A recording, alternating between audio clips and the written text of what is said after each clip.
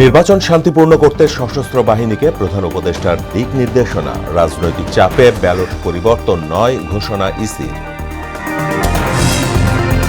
নির্বাচন সহ অভ্যন্তরীণ বিষয়ে হস্তক্ষেপ করবে না বিদেশিরা, বলছে বিএনপি। নিজেদের মধ্যে বিভেদ সৃষ্টি না করে ঐক্যবদ্ধ থাকার আহ্বান। ক্ষমতায় গেলে উন্নয়নের বিপ্লব ঘটাবে জামায়াত, ইনসাফ ভিত্তিক সমাজ প্রতিষ্ঠায় চাঁদাবাজি দুর্নীতি বন্ধের প্রতিশ্রুতি। এবং চানখারপুল হত্যাযজ্ঞ মামলায় সাবেক ডিএমপি কমিশনার হাবিব সহ ৩ জনের মৃত্যুদণ্ড, ৫ আসামির বিভিন্ন মেয়াদে সাজা।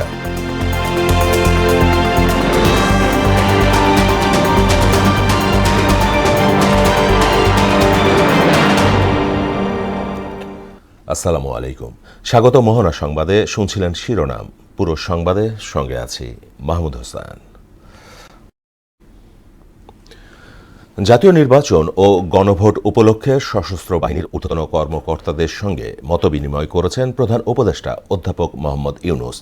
দেশের সার্বিক পরিস্থিতি, আইন শৃঙ্খলা রক্ষা ও সশস্ত্র বাহিনীর সম্ভাব্য দায়িত্ব ও প্রস্তুতি নিয়ে আলোচনা হয় বৈঠকে। এ সময় নির্বাচনকালীন শান্তিপূর্ণ পরিবেশ নিশ্চিতে প্রয়োজনীয় দিক নির্দেশনা দেন প্রধান উপদেষ্টা। রাজনৈতিক দলের চাপে ইসি ব্যালট পরিবর্তনের সিদ্ধান্ত নেয়নি বলে জানিয়েছেন নির্বাচন কমিশনার আব্দুর রহমান এল মাসুদ। নির্বাচন কমিশনের আহ্বানে সাড়া দিয়ে বড় দুই রাজনৈতিক দল ইতিবাচক ভোটের সংস্কৃতির নজির রেখেছে বলেও উল্লেখ করেন তিনি। এদিকে আচরণবিধি লঙ্ঘনের অভিযোগে সময়ক্ষেপণ না করে রিটার্নিং কর্মকর্তাকে অবহিত করতে সংশ্লিষ্টদের আহ্বান জানিয়েছেন ইসি সচিব। এম আর আসাদের রিপোর্ট। জাতীয় সংসদ নির্বাচনে বিদেশি পর্যবেক্ষক, কূটনীতিক ও পোস্টাল ব্যালটের বিষয়ে কমিশনের সাংবাদিকদের ব্রিফ করেন ইসি সচিব আখতার আহমেদ। জানান, বিদেশে প্রবাসীদের আচরণবিধি ভঙ্গের দায় ব্যক্তিকে নিতে হবে, সময় লাগতে পারে পোস্টাল ভোট গণনায়। প্রতি ৩,০০০ ভোটারের জন্য আমরা একটা কেন্দ্র করে দিই। ৪ লাখ যদি ভোটার হয়ে থাকে তাহলে ৩,০০০ গড়ে ৩,০০০ জন্য এতগুলা কেন্দ্র, ধরেন ১২০টা কেন্দ্র, তাহলে ১২০টা কেন্দ্রের যে পৃথকভাবে যে রেজাল্টটা হবে আর ১৬,০০০-এর জন্য পৃথকভাবে রেজাল্টটা করতে তো সময়ের বেশি লাগবে। আমি যদি বিদেশে থেকে আচরণবিধি লঙ্ঘন করি, আমি একজনের পক্ষে প্রচারণা করলাম, সেটা তো প্রচারণাটা একটা জিনিস আর আচরণবিধি ভঙ্গ করা একটা জিনিস। যে আচরণবিধির ভঙ্গটা হচ্ছে ব্যক্তির পর্যায়ে। পরে নিজ দপ্তরে সাংবাদিকদের সঙ্গে কথা বলেন নির্বাচন কমিশনার আব্দুর রহমান এল মাসুদ। ব্যালট পরিবর্তনে রাজনৈতিক দলের পরামর্শ কোনো চাপ নয় উল্লেখ করে বলেন,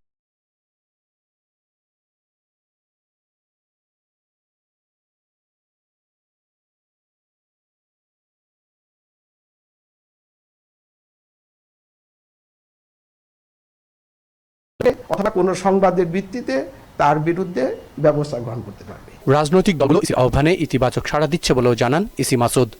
দুই দলের আমাদের নির্বাচন পক্ষ থেকে সাধুবাদ জানাই এবং আমরা মনে করি যে তারা পূর্ণভাবে আমাদেরকে, সব দলই পূর্ণভাবে সহযোগিতা করতেছেন, তাদের এবং আমরা একটা ভালো নির্বাচন করতে পারবো বলে আমরা খুব দৃঢ়ভাবে বিশ্বাস করি। নিবন্ধিত সব রাজনৈতিক দল সমান প্রচারণার সুযোগ পাচ্ছে বলেও জানান আব্দুর রহমান এল মাসুদ। প্রত্যেকের জন্য সমান সুযোগ আমরা সৃষ্টি করেছি এবং তাদের উপর কোনো বাধা, যেহেতু আইনি বাধা নেই, তারা নির্বিঘ্নে নির্বাচনে অংশগ্রহণ করতে পারবে। এম আর আসাদ, মোহনা সংবাদ, ঢাকা। নির্বাচন সহ অভ্যন্তরীণ বিষয়ে বিদেশিরা হস্তক্ষেপ করবে না বলে মন্তব্য করলেন বিএনপির নির্বাচন পরিচালনা কমিটির মুখপাত্র মাহাদি আমিন। সোমবার সকালে গুলশানে সংবাদ সম্মেলনে তিনি একথা বলেন। আর দেশ এবং জনগণের আমানত রক্ষায় বিএনপি অঙ্গীকারাবদ্ধ বলে জানান মির্জা ফখরুল ইসলাম। তানজিদ ভুঁইয়ার প্রতিবেদন। সকালে গুলশানে বিএনপির কেন্দ্রীয় নির্বাচন পরিচালনা কমিটির সংবাদ সম্মেলন অনুষ্ঠিত হয়। জাতীয় নির্বাচন সামনে রেখে নানা বিষয়ে কথা বলেন ডক্টর মাহাদি আমিন। বিএনপি আসন্ন নির্বাচনে সর্বোচ্চ সংখ্যক 10 জন নারী প্রার্থীকে মনোনয়ন দিয়েছে, যা নারীর ক্ষমতায়নে আমাদের দলীয় প্রতিশ্রুতির বহিঃপ্রকাশ। বিগত ফ্যাসিস্ট আমলে সবচেয়ে বেশি গুম, খুন, নিপীড়ন, হামলা, মামলা এবং নির্যাতনের শিকার হয়েছে যে দলটি, সেটি বিএনপি। এ সময় ধর্মের অপব্যাখ্যা দিয়ে নির্বাচনী প্রচারণায় সুস্পষ্ট আচরণবিধি লঙ্ঘন করা হচ্ছে বলে জানান মাহাদি আমিন। একটি নির্দিষ্ট রাজনৈতিক দলের প্রার্থীরা এবং তাদের বিভিন্ন পর্যায়ের নেতাকর্মী ও সমর্থকেরা ধর্মীয় অনুভূতির অপব্যবহার করে নির্বাচনী প্রচারণা চালাচ্ছেন। সামাজিক যোগাযোগ মাধ্যমে প্রকাশিত এ ধরনের কিছু পোস্ট এবং ভিডিও আমাদের সবার নজরে এসেছে। আশঙ্কা করছি যে ইতিমধ্যে সংগৃহীত এসব ব্যক্তিগত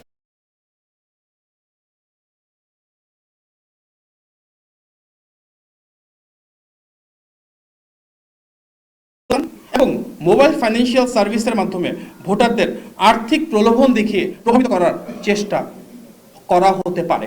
এ সময় সাংবাদিকদের এক প্রশ্নের জবাবে মাহদি আমিন প্রত্যাশা জানান, নির্বাচন সহ অন্যান্য বিষয়ে বিদেশি রাষ্ট্রগুলো হস্তক্ষেপ করবে না।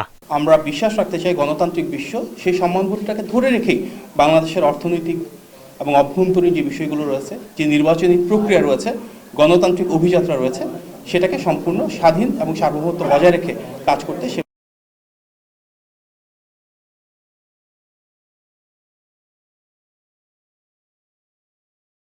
মিডিয়া সেলের আহ্বায়ক। আগামী দিনগুলোতে তিনি যে জায়গাগুলোতে বা যে জেলাগুলোতে সরকার বাকি আছে সেগুলো সম্পন্ন করলে পুরো দেশ তখন একটি পরিপূর্ণ নির্বাচনী জোয়ারে পরিণত হবে, যেটি আগামী দিনে বিএনপির নির্বাচিত হওয়া এবং আর রাষ্ট্র পরিচালনা করার একটা সুযোগ সৃষ্টি করে দেবে। এদিকে নিজ নির্বাচনী এলাকা ঠাকুরগাঁও 1 আসনের বেগুনবাড়ি পাইকপাড়ায় এক সভায় মির্জা ফখরুল ইসলাম আলমগীর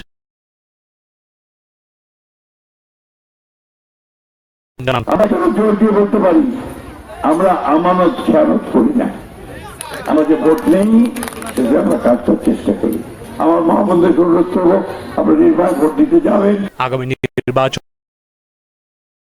ভোট দিতে সবাইকে আহ্বান জানান ফখরুল। তানজিদ ভুইয়া, মোহনা সংবাদ, ঢাকা। জামায়াতকে বিজয়ী করলে ইনসাফ ভিত্তিক সমাজ গঠন করা হবে বলে জানিয়েছেন দলটির আমির ডাক্তার শফিকুর রহমান। দুপুরে মেহেরপুর নির্বাচনী জনসভায় একথা বলেন তিনি। এর আগে সকালে কুষ্টিয়ার শহীদ আবরার ফাহাদ স্টেডিয়ামে নির্বাচনী সমাবেশে তিনি বলেন, জামায়াত ক্ষমতায় গেলে দেশে উন্নয়নের বিপ্লব ঘটবে।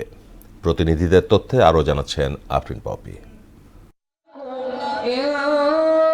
নির্বাচনী প্রচারণায় আজ কুষ্টিয়া ও মেহেরপুর সফর করেছেন জামায়াতে ইসলামীর আমির ডাক্তার শফিকুর রহমান।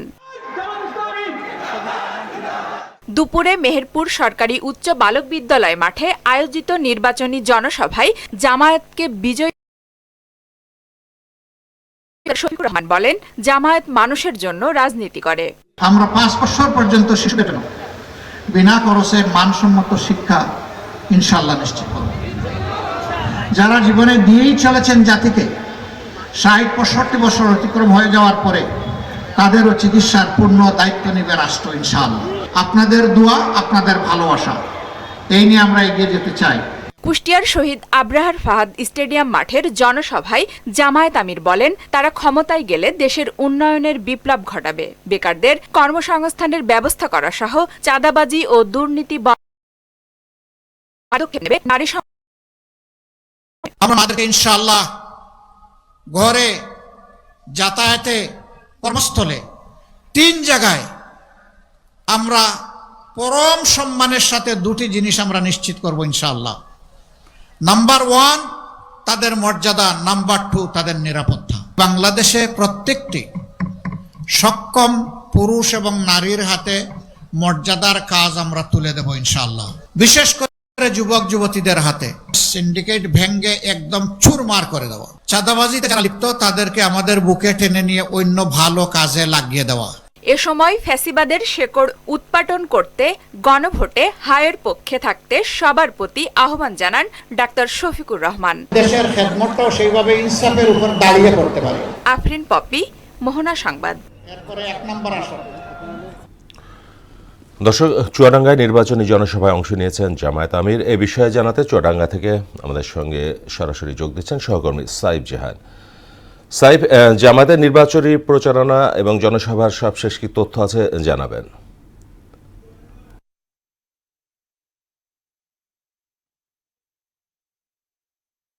আগামী 12ই ফেব্রুয়ারি যে নির্বাচন, এই নির্বাচনকে কেন্দ্র করে চুয়াডাঙ্গা জেলা জামাতের ঢাকা যে জনসভা, সেই জনসভায় জামাত, তিনি বিকেল 4টার সময় মঞ্চে ওঠেন এবং এই মঞ্চে ওঠার আগে সকাল থেকেই কিন্তু টাউন ফুটবল মাঠে কিন্তু দলে দলে লোকজন আসতে শুরু করে।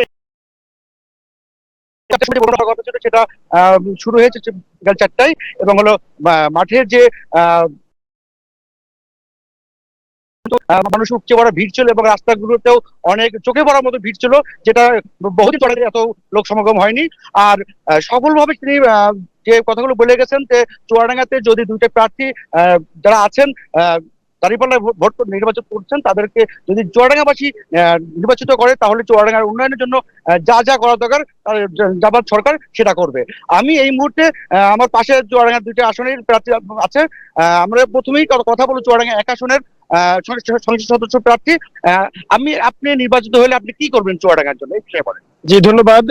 সম্মানিত দর্শকবৃন্দ, আমি চুয়াডাঙ্গা 1 আসনের ঐক্যবদ্ধ বাংলাদেশের পক্ষের দাঁড়িপাল্লার প্রার্থী অ্যাডভোকেট মাসুদ পারভেজ রাসেল। আমরা একটি দুর্নীতিমুক্ত, দুঃশাসন মুক্ত একটি সুন্দর বাংলাদেশ গড়ে তুলতে চাই, চাঁদাবাজ মুক্ত ব্যবসা প্রতিষ্ঠান উপহার দিতে চাই। আমাদের এলাকার মানুষের যে চিকিৎসার যে দুরবস্থা সেটা দূরীকরণে এখানে আমাদের মেডিকেল কলেজ স্থাপন এবং আমাদের কেন্দ্রের পক্ষ থেকে যে পরিকল্পনা পেশ করা হয়েছে বিশেষায়িত হাসপাতাল, এছাড়া উচ্চ শিক্ষার জন্য এখানে বিশ্ববিদ্যালয় থেকে শুরু করে শিক্ষা প্রতিষ্ঠানগুলোকে আরো আধুনিক মানের করে গড়ে তোলা, বেকারদের যুব কর্মসংস্থানের জন্য তাদের ক্ষেত্র তৈরি করে দেওয়া, বিশেষ করে একটি সীমান্তবর্তী জেলা হিসেবে। আপনাকে আমরা এবার চলে যাচ্ছি হলো 2 আসনের প্রার্থীর কাছে। আপনি একটু সংক্ষেপে কিছু বলুন। জি, আসসালামু আলাইকুম। আমি রুহুল আমিন, প্রার্থী চুয়াডাঙ্গা 2 নম্বর আসনে। আমরা 11 দলের পক্ষ থেকে মানবিক বাংলাদেশ তৈরি করতে চাই, দুর্নীতিমুক্ত বাংলাদেশ তৈরি করতে চাই। এই তৈরিকৃত বাংলাদেশের স্বপ্ন হচ্ছে জুলাই। আমরা জুলাইকে ধারণ করতে চাই, 71কে ধারণ করতে চাই এবং মানবিকতাকে ধারণ করতে চাই। সকল দুঃশাসন দুর্নীতির বিরুদ্ধে আমরা এগিয়ে যেতে চাই। আমাদের এই জেলা পিছিয়ে পড়া একটি জেলা, 4 লেনের রাস্তা নেই, আমাদের এখানে কৃষকদের জন্য কোনো ইনস্টিটিউট নেই প্রশিক্ষণের জন্য। সব মিলেই আমরা সুন্দরের একটি বাংলাদেশ বানাতে চাই, সোনার একটি বাংলাদেশ বানাতে চাই। ধন্যবাদ আপনাকে। আপনারা শুনছিলেন যে চুয়াডাঙ্গা 2টি আসনের প্রার্থীরা কিন্তু তারা তাদের নির্বাচনে জয়ী হলে তারা কি করবেন এই বিষয়ে কিন্তু তারা জানিয়েছেন। চুয়াডাঙ্গার ওনাদের বক্তব্য অনুযায়ী যেটা আমরা দেখতে পাচ্ছি, চুয়াডাঙ্গা সফলভাবে তারা একটা সমাবেশ শেষ করেছে। এই ছিল চুয়াডাঙ্গা থেকে নির্বাচনের সর্বশেষ। মাহবুব সাইফ, আপনাকে ধন্যবাদ। এবারে ভোটের প্রস্তুতির খবর।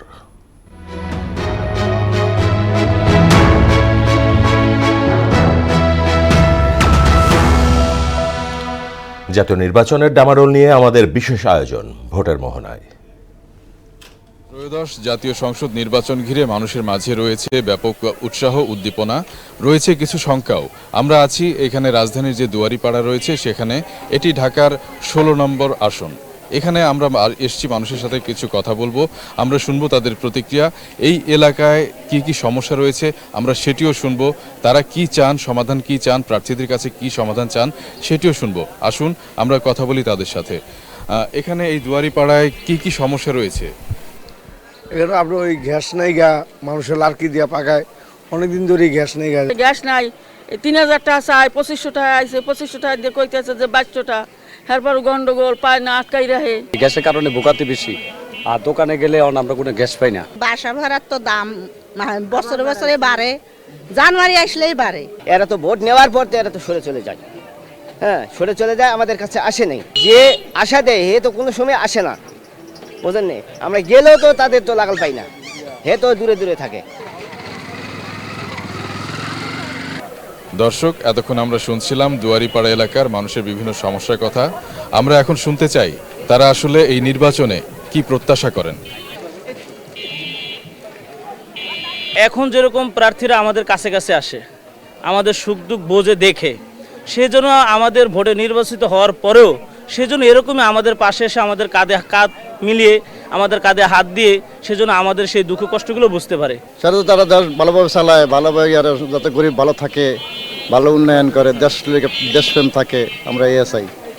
নতুন যে সরকার তাদের এই দাবি। দীর্ঘ আমরা 16 বছর ভোট দিতে পারিনি, 16-17 বছর ভোট দিতে পারিনি। এবারে আশা করি যে আমরা ইনশাল্লাহ ভোট দিতে পারবো। এমপি সাহেব হয় যিনি হন, উনি এগুলোর প্রতি খেয়াল রাখবেন। এলাকার ভিতরে যেহেতু সাদাবাজি করতে না পারে, কেউ ঘুষ না খায়, কেউ দুর্নীতি করতে না পারে, এই বিভিন্ন সমস্যার দিকে উনি আশা করি উনি খেয়াল রাখবেন আর কি। আমাদের চাওয়া নতুন সরকার যাতে আমরা গ্যাসটা চাই যাতে থাকতে পারি, হ্যাঁ। আর গ্যাস যদি নাই দেয় সরকার আমাকে গরিব মানুষ, তাহলে আমাদের সিলিন্ডার গ্যাসটা যেন আমরা তাড়াতাড়ি কম টাকা আমরা ব্যবহার করতে পারি। আমাদের হইলো দ্রব্যমূল্য দাম কম, আর হইলো মাদক মুক্ত করতে হইব। সরকারের কাছে আমরা যেভাবে শান্তি ভালো চাই, দেশ ভালো চলে, মানুষজন ভালো খাইতে পায়, চলতে পারে, এটাই ভালো চাই আমরা। এবার সুষ্ঠু নির্বাচন পাইছি, আমরা সুষ্ঠুভাবে এলাকাবাসীকে সবাইকে নিয়ে আমরা ভোট দিতে যাব ইনশাল্লাহ। সরকার প্রত্যাশা একটা আমাদের সুষ্ঠু ভোট হোক, আমরা জনগণ যাতে সুষ্ঠু করতে পারি। তরুণ যারা আছে ভোট দেয় না কখনো, তারা যেন উল্লাস করে দিতে পারে।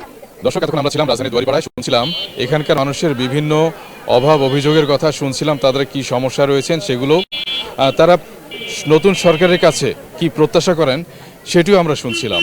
আমরা আসবো আপনার এলাকায়, শুনবো আপনার কথাও। 24-এর গণ অভ্যুত্থানকালে চানখারপুলে 6 হত্যা মামলায় ডিএমপির সাবেক কমিশনার হাবিবুর রহমান সহ 3 জনকে মৃত্যুদণ্ড দিয়েছেন ট্রাইব্যুনাল। বাকি 5 আসামিকে ভিন্ন মেয়াদে সাজা দেয়া হয়। সোমবার আন্তর্জাতিক অপরাধ ট্রাইব্যুনাল 1 এই রায় ঘোষণা করেন। কয়েকজনের সাজা কম হওয়ায় আপিলের সিদ্ধান্ত নেয় প্রসিকিউশন। মুদাসসির আলীর প্রতিবেদন।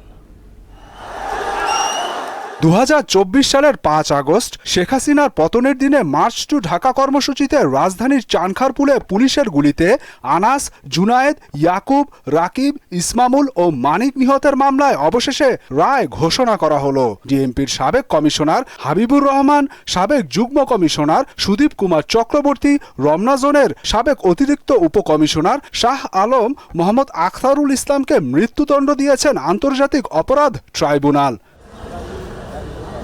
ট্রাইব্যুনাল 1-এর চেয়ারম্যান বিচারপতি গোলাম মর্তুজা মজুমদারের নেতৃত্বাধীন 3 সদস্যের বিচারিক প্যানেল এ রায় দেন। মৃত্যুদণ্ড দেয়া আসামিদের সবাই পলাতক। এছাড়া রমনা অঞ্চলের সাবেক সহকারী কমিশনার মোহাম্মদ ইমরুলকে 6 বছর, শাহবাগ থানার পরিদর্শক আরশাদ হোসেনকে 4 এবং কনস্টেবল সুজন মিয়া, ইমাজ হোসেন ইমন ও নাসিরুল ইসলামকে 3 বছর করে কারাদণ্ড দেন ট্রাইব্যুনাল। এদের মধ্যে ইমরুল পলাতক, বাকিদের ট্রাইব্যুনালে হাজির করা হয়। মৃত্যুদণ্ড পাওয়া 3 জনই চানখারপুল হত্যাযজ্ঞের নির্দেশদাতা। আদালতেই তা প্রমাণিত। তবে আজ্ঞাবহ 5 আসামির সাজা কম হওয়ায় অসন্তোষ জানিয়েছে প্রসিকিউশন। এর বিরুদ্ধে আপিল করবে তারা। এই আসামিরা তারা প্রকাশ্যে গুলি করেছিল, সেটা প্রমাণিত হয়েছে। এরপরে তাদেরকে যে সাজা দেওয়া হয়েছে আমরা মনে করি এটা ন্যায়সঙ্গত হয়নি। কম সাজা যেটা দেওয়া হয়েছে সেই অংশটুকুর বিরুদ্ধে প্রসিকিউশনের পক্ষ থেকে আমরা আপিল করব। এ রায়ে সন্তুষ্ট নয় শহীদ পরিবারের সদস্যরাও। শর্ট রিমান্ড সাবমিট করার পরেও যদি তার 3 বছরের রায় হয়, ভবিষ্যতে এভাবে মানুষ কি হবে, আরো হবে যে কি হবে, মারবো 3 বছর সাজা হবে, তারপর শেষ। যে জায়গায় প্রকাশে সারা বাংলাদেশের মানুষ দেখা সত্ত্বেও একজন খুনিকে সাধারণ 3 বছর সাজা, আপনারাই বলেন যে এটা কি কোনো সাজা হলো? আমরা তীব্র নিন্দা জানাই। একটা মাত্র ছেলে আমার এই ছেলের রায়টা আমি শুনে সন্তুষ্ট হই নাই। এদিকে গ্রেপ্তার থাকা আসামিদের আইনজীবীরা এ রায়ে ক্ষোভ প্রকাশ করেছেন। এখানে যে বিষয়টা আইনের মধ্যে থেকে তারা তাদের ঊর্ধ্বতন সুপিরিয়র কর্তৃপক্ষের আদেশ অনুযায়ী ঘটনাস্থলে আইন শৃঙ্খলা রক্ষার জন্য তারা সিআরপিসি বা পেনাল কোড অনুযায়ী দায়িত্ব পালন করেছে। তাই এখানে আসামিদের যে সাজাগুলো প্রদান করেছে এখানে আমরা সংক্ষুব্ধ। আসলে যে উপস্থাপিত যে সাক্ষী তারা কেউই প্রত্যক্ষদর্শী, ঘটনার প্রত্যক্ষদর্শী সাক্ষী ছিলেন না এবং তারা কোনো কিছু দেখেন নাই। তো এই মামলাটা শুধু আমি বলবো যে এটা কেস অফ নো এভিডেন্স। রায়ে গণমাধ্যমের ফুটেজ ও সাক্ষ্যদাতাদের বয়ান বিশ্লেষণ করা হয়েছে বলে জানান ট্রাইব্যুনাল। মুদাসসির আলী, মোহনা সংবাদ, ঢাকা।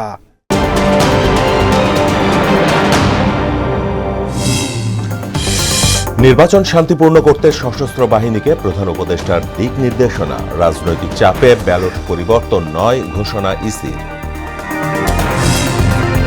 নির্বাচন সহ অভ্যন্তরীণ বিষয়ে হস্তক্ষেপ করবে না বিদেশিরা, বলছে বিএনপি। নিজেদের মধ্যে বিভেদ সৃষ্টি না করে ঐক্যবদ্ধ থাকার আহ্বান।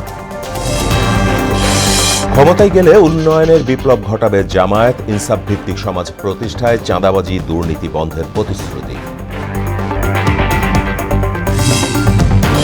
এবং চানখারপুল হত্যাযজ্ঞ মামলায় সাবেক ডিএমপি কমিশনার হাবিব সহ 3 জনের মৃত্যুদণ্ড, 5 আসামির বিভিন্ন মেয়াদে সাজা।